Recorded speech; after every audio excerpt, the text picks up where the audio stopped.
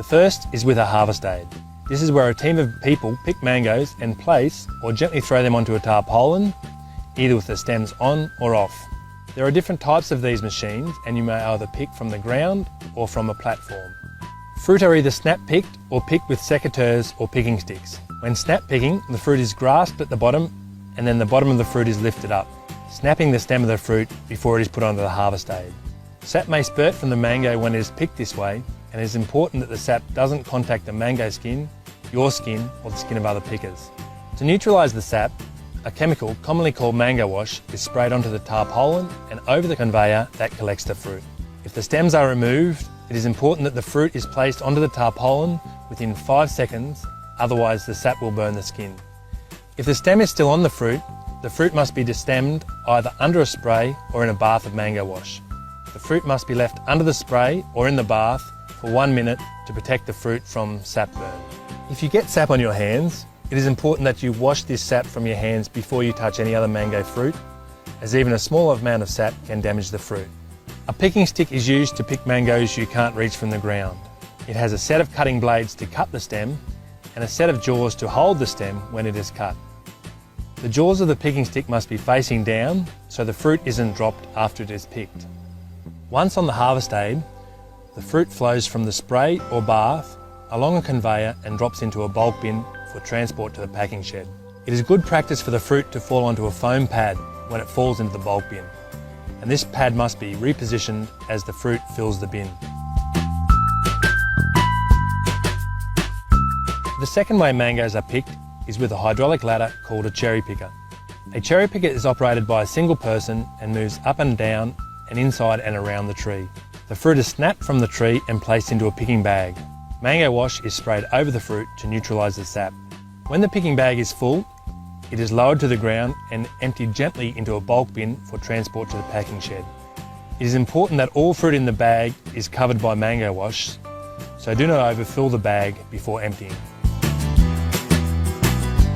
The third way to pick mangoes is to pick with the stems intact and the fruit is desapped in the packing shed.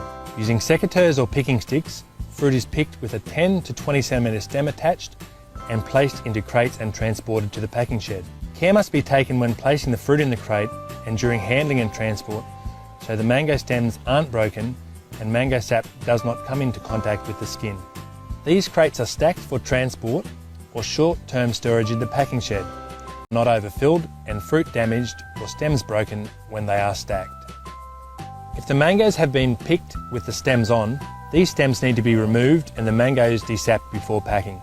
This can be done either through snapping the stems or using a machine which cuts the stem from the fruit. During this process, it is important that the mango fruit are completely covered in a detergent solution before the stem is removed, so the sap does not come into contact with the skin and damage it. As well as damage from sap burn, mango quality can be lost through physical injury from incorrect picking technique and rough handling. Damage from sap burn or physical injury takes 1 to 2 days to appear and isn't usually seen until fruit reaches market. It takes 4 to 6 weeks for them to come back and repurchase that product. It's therefore important that both the visual and eating qualities of a mango match consumer expectations. So why is this important for mango pickers? Even the simple task of picking a mango fruit can have a significant impact on the visual and eating qualities of a fruit and therefore the profitability of the grower. The aim of this video is to teach you how to pick mango fruit correctly and learn the skills required. You'll learn how to select fruit that is mature and ready to harvest. You'll learn how to use the different equipment you will be using during the picking process. You'll understand how poor picking processes can significantly damage mango fruit, and you'll understand how to pick without injuring yourself or other pickers. There are names for the different parts of the mango. The stem end is the top of the mango. That's where it's attached to the tree. The cheek is the side of the mango. That's the part you eat. The blush is the red, pink or orange colour on the cheek. The nose is the bottom part of the mango. You may hear terms like soft nose used when fruit has a defect. And the beak is the pointed part near the nose. Mangoes are picked in a hard green, mature state, so they will ripen to an acceptable eating quality and external appearance. At this stage, the fruit is hard and the skin is green apart from the blush. The shape of a mango fruit changes as the fruit matures. The mature fruit on the left is more rounded and oval shaped as opposed to the egg-shaped immature fruit on the right. As the fruit matures, the nose end of the fruit fills out and is smoother and the beak is less obvious.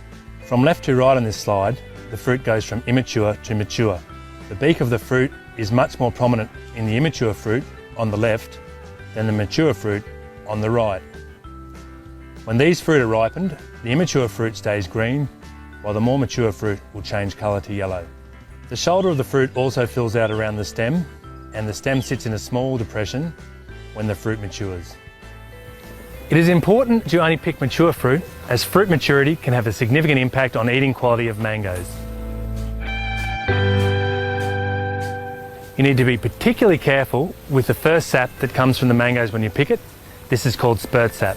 If spurt sap comes in contact with the skin of the mango, it can damage the skin. This is called sap burn. This sap can also burn your skin or skin of other pickers. Sap can continue to ooze from the fruit for several hours, and although this sap isn't as damaging as spurt sap, it can still cause skin browning and reduce the sale price of mangoes. The types of physical injury include abrasion, cuts and scratches, stem punctures, crease marks, wounds and internal bruising. Abrasion shows as brown marks on the skin, often with scratches through the mark. It is caused by the skin of the fruit rubbing against dirty, dusty equipment or crates and bulk bins, or sticks and leaves in the crates and bins. Cuts and scratches occur when the sharp edge of the picking stick or secateurs knock the fruit, or when the fruit scrapes against a twig or a branch as it is pulled from the tree. Stem punctures occur when the stem is not completely removed and the short stem punctures another fruit as it is placed onto the harvest aid, as it rolls into the bulk bin, or through pressure from other fruit in the bulk bin. Crease marks occur when the fruit impacts heavily against the edge of equipment, crates or bins, or when the blunt parts of a picking stick knock the fruit. Wounds occur when the fruit contacts a sharp edge and the skin of the fruit is pierced. Monitoring of picking crews has shown the effect poor picking practices and rough handling has on physical damage on fruit. At one orchard, fruit was assessed for physical damage on arrival at the packing shed. Damage to the fruit from different picking teams ranged from 2% to 17%. So for the worst team, 17% of the fruit had already been downgraded when it reached the shed, resulting in significant losses to the grower. Mangoes are picked during the hottest part of the year. The work is hard and constant, and temperatures in the orchard often reach above 35 degrees Celsius. There is little shade in the orchard, so it is very important that you follow a few precautions when you are picking. Wear the right clothes to protect you from the sun. Lightweight long sleeve shirts and long trousers are recommended. Wear a wide brimmed hat and good shoes. Eye protection in the form of sunglasses is also recommended. Apply sunscreen before you start picking each day and at least every 2 hours during the day. Drink water regularly during the day and at least 4 litres each day. When you are snapping the fruit from the tree, make sure the sap doesn't spurt onto you or other pickers. Some people are highly sensitive to mango sap and can develop a severe rash from contact with the sap. If you are spurted with mango sap, it is important that you wash the area with soap and water and then rinse it well with fresh water. As a picker, it is important that you understand how mango quality can be lost and why it is important you follow the simple steps outlined in this video. Picking mangoes is more difficult than it seems. And now you can understand why you have been instructed to pick the fruit the way you have. Everybody has a role in optimising